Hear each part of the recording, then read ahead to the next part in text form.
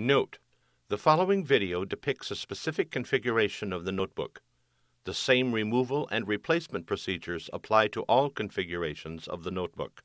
Before you begin, remove the battery, surface cover, and optical drive. Removal.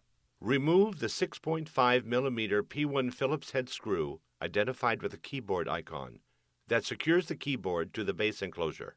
Place the notebook on its side and open the display panel. While supporting the notebook, gently press the exposed area of the keyboard in the keyboard release cutout to partially release it from the top cover. Turn the notebook right side up.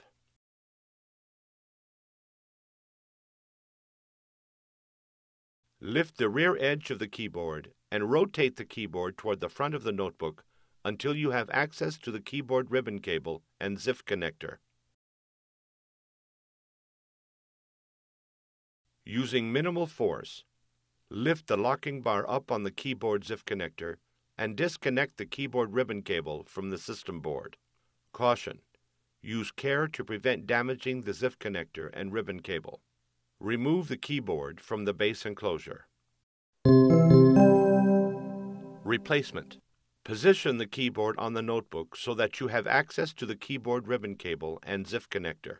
Insert the keyboard ribbon cable into the keyboard ZIF connector on the system board.